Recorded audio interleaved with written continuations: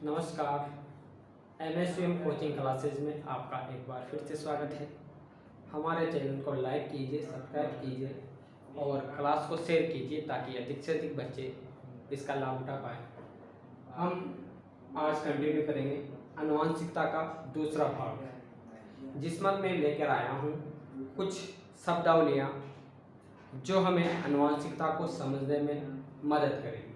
तो सबसे पहले हमारी परिभाषा है जीन। जो सबसे ज़्यादा प्रयुक्त होता है वाला शब्द है जीन। तो जीन क्या है? गुणसूत्रों पर स्थित डीएनए की बनी वो सूक्ष्म रचनाएं जो आनुवंशिक लक्षणों का धारण एवं उनका एक पीढ़ी से दूसरी पीढ़ी में स्थानांतरण करती है, जीन कारक वंशाणु कहलाती है। तो जीन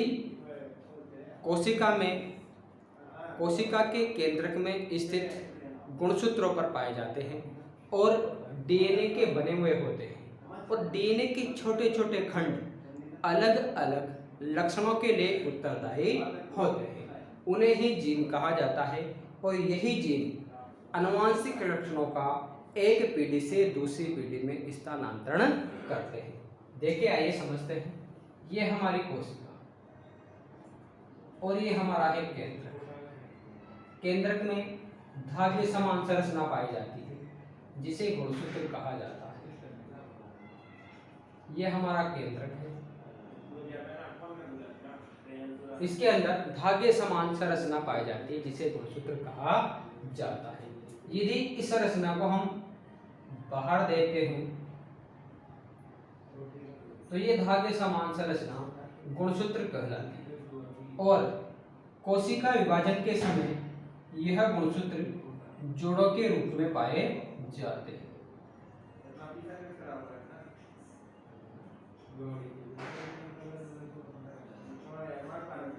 यह गुणसूत्र डीएनए से बने हुए होते हैं।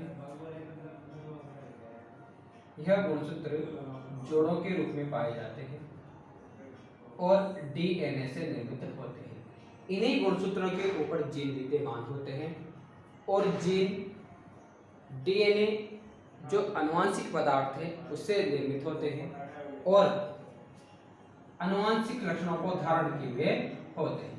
यदि हम डीएनए की संरचना की बात करें, डीएनए द्विकुंडलित संरचना में पाया जाता है।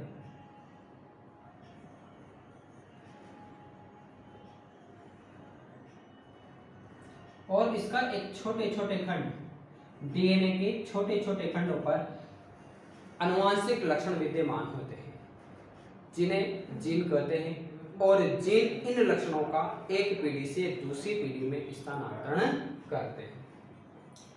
एक बार फिर समझिए, जीन गुणसूत्रों पर स्थित डीएनए से बनी वो सूक्ष्म रचनाएं जो आनुवंशिक लक्षणों का धारण एवं उनका एक पीढ़ी से दूसरी पीढ़ी में स्थानांतरण करती है, जीन कहलाती है। जीन को मेंडल ने कारक कहा और कारक को ही जीन शब्द दिया गया, जिसे जीन शब्द को जॉनसन द्वारा दिया गया था। उसके बाद दूसरी परिभाषा देखते हैं, युग्म विकल्पी। किसी एक लक्षण को नियंत्रित करने वाले जीन की दो विपर्यासी स्वरूपों को युग्म विकल्पी कहा जाता है। जैसे मेंडल ने मटर के पादप के अंदर 7 जोड़ी विपर्यासी लक्षणों को चुना था। उनमें में से एक लेते हैं अपन पौधे की लंबाई। पौधे की लंबाई के लिए 2 युग्म विकल्पी उन्होंने चुनाव किया, एक लिया लंबा और दूसरा लिया बौना। इनमें से एक गुण प्रभावी और दूसरा अप्रभावी होता है। लंबेपन के लिए उन्होंने लिया कैपिटल टी और बौनेपन के लिए स्मॉल टी, तो इन्हें ही युग्म विकल्पी कहा जाता है। यदि दोनों युग्म विकल्पी समान हैं तो उसे समयुग्मजी कहा जाएगा और दोनों यदि अलग अलग हैं तो उन्हें विषम युग्मजी कहा जाता है।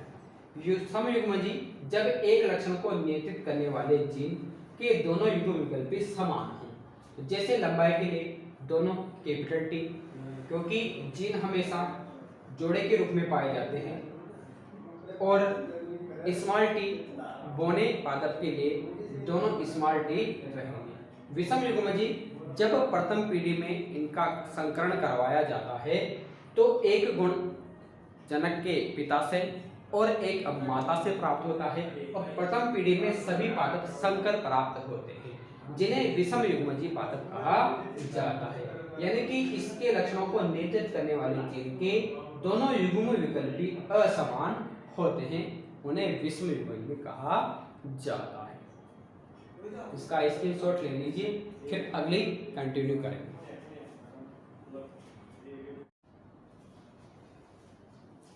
आइए अब हम पढ़ते हैं मेंडल की वंशागति के नियम। मेंडल ने मटर पर अपने सफल प्रयोग किए और 3 नियम प्रतिपादित किए, जिनमें पहला आता है प्रभाविता का नियम, दूसरा आता है पृथक्करण का नियम, और तीसरा दिया स्वतंत्र अपव्यय का नियम, जिसमें से प्रथम 2 नियम एक संकर संकरण पर आधारित है और तीसरा नियम द्विसंकर संकरण पर आधारित है। जानिए एक संकर संकरण क्या होता है कि जब एक जोड़ी विपर्यासी लक्षणों को लेकर के प्रयोग किया जाता है तो उसे एक संकर संकरण कहा जाता है। यदि 2 जोड़ी लक्षणों को लेकर के संकरण करवाया जाता है तो उसे द्विसंकर संकरण कहा जाता है। यदि 3 जोड़ी विपर्यासी लक्षणों को लेकर संकरण करवाया जाता है तो उसे त्रिसंकर संकरण कहा जाता है, और यदि 3 से ज़्यादा लक्षणों को लेकर के प्रयोग करवाए जाते हैं तो उसे बहुसंकर संकरण कहा जाता है। मेंडल ने सबसे पहले एक संकर संकरण किया, एक जोड़ी लक्षण को लेकर उनका 7 पीढ़ी तक अध्ययन किया, और उसी पर आधारित थे प्रभाविता का नियम और पृथक्करण का नियम। पहला नियम प्रभाविता का नियम, जब उन्होंने एक जोड़ी विपर्यासी लक्षणों को लेकर के संकरण करवाया तो उन्होंने पाया कि प्रथम पीढ़ी के अंदर मात्र प्रभावी गुण ही प्रकट होता है और जो गुण अप्रभावी होता है वह प्रकट नहीं होता है। इसीलिए पहले नियम का नाम प्रभाविता का नियम रखा गया। एक जोड़ी विपर्यासी लक्षणों वाले पौधों का संकरण कराने पर प्रथम पीढ़ी में प्रभावी लक्षण प्रकट होता है, इसीलिए इसे प्रभाविता का नियम कहते हैं। जैसे पादप की लंबाई, इसके 2 विपर्यासी लक्षण हैं, लंबापन और बौनापन।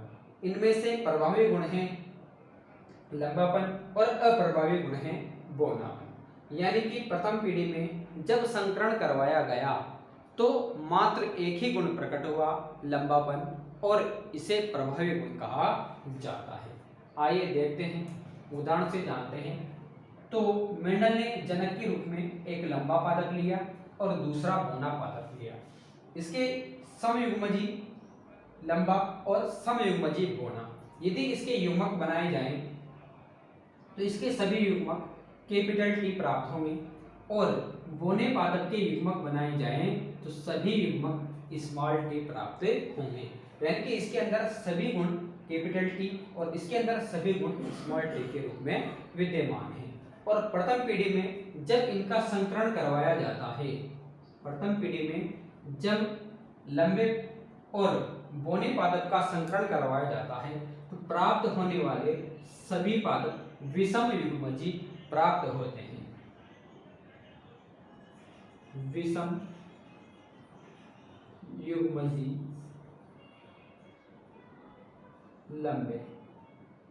प्रथम पीढ़ी के अंदर बौनापन प्रकट नहीं होता है, इसलिए उसे अप्रभावी लक्षण कहा जाता है। द्वितीय पीढ़ी के अंदर प्रथम पीढ़ी में प्राप्त पादपों का पुनः संकरण करवाया जाता है। प्रथम पीढ़ी में सभी पादप विषम युग्मजी प्राप्त हुए थे और विषम युग्मजी पादपों का से युग्मक कैपिटल टी और स्मॉल टी, कैपिटल टी और स्मॉल टी, क्योंकि इसके अंदर दोनों प्रकार के युग्मक है, दोनों प्रकार के गुण विद्यमान हैं, तो दोनों प्रकार के युग्मक यहाँ पर प्राप्त होते हैं। और द्वितीय पीढ़ी में इनका संकरण करवाने पर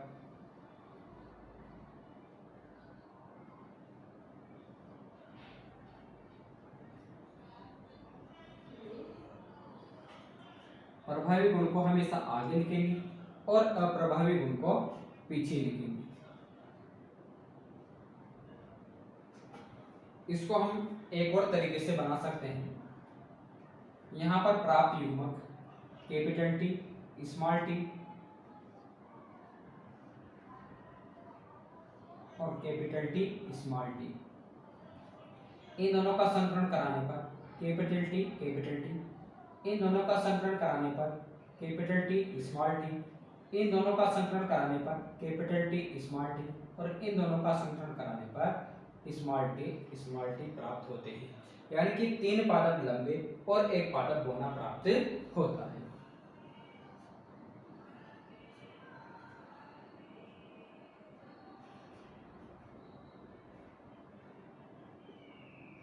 यानी कि इनके जो बाह्य लक्षण हैं उसके अंदर 3 पादप लंबे और 1 पादप बौना प्राप्त होता है। इसे लक्षण प्रारूप कहा जाता है। लक्षण प्रारूप 3:1। और यदि इसकी जीन की संरचना देखी जाए तो 1 पादप समयुग्मजीय लंबा, 2 पादप विषमयुग्मजीय लंबे और 1 पादप समयुग्मजीय बौना प्राप्त होता है। तो इसे कहा जाता है जीन प्रारूप। जीन प्रारूप का अनुपात 1:2:1 प्राप्त होता है। इन्हें सीधे पूछा जाता है, इसलिए इस बात को ध्यान रखना है कि लक्षण प्रारूप 3:1 और जीन प्रारूप 1:2:1 प्राप्त होता है। एक संकर संकरण के अंदर समयुग्मजीय पादपों का संकरण कराने पर सभी पादप विषमयुग्मजीय प्राप्त होते हैं, इसीलिए यहाँ पर मात्र एक ही गुण प्रकट होता है, तो उसे प्रभावी गुण कहते हैं और इसीलिए इसे प्रभाविता का नियम कहा जाता है। द्वितीय पीढ़ी में संकरण कराने पर दोनों गुण आपस पृथक पृथक हो जाते हैं और पृथक होकर के अपने गुण प्रकट करते हैं। यहाँ पर लंबेपन का गुण और बौनेपन का गुण दोनों प्रकट होते हैं, इसीलिए इसे पृथक्करण का नियम कहा जाता है।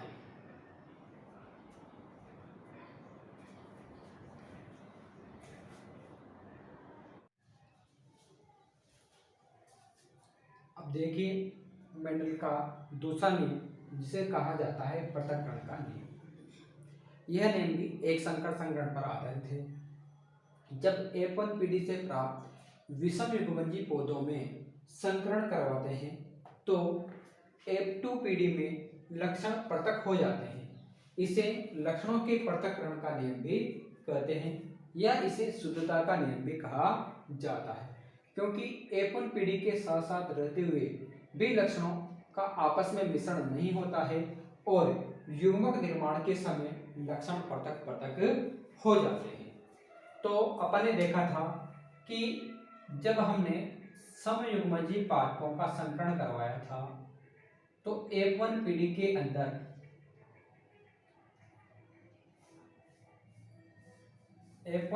अंदर सभी पादप संकर प्राप्त हुए थे। F1 पीढ़ी में हमें सभी पादप संकर प्राप्त हुए थे। तो यहाँ पर दोनों प्रकार के लक्षण साथ साथ रहते हैं, लेकिन एक दूसरे को प्रभावित नहीं करते हैं, एक दूसरे के ऊपर कोई प्रभाव नहीं डालते हैं। और जब F2 पीढ़ी के अंदर हम इन विषम युग्मजीय पादपों का संकरण करवाते हैं तो इनसे प्राप्त संतति में ये दोनों लक्षण आपस में अलग अलग हो जाते हैं।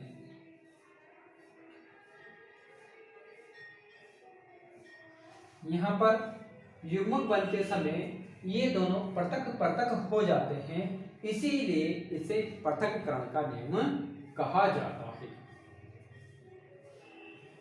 अब देखते हैं हम मेंडल का तीसरा नियम और इसे कहा जाता है स्वतंत्र अपव्यूहन का नियम।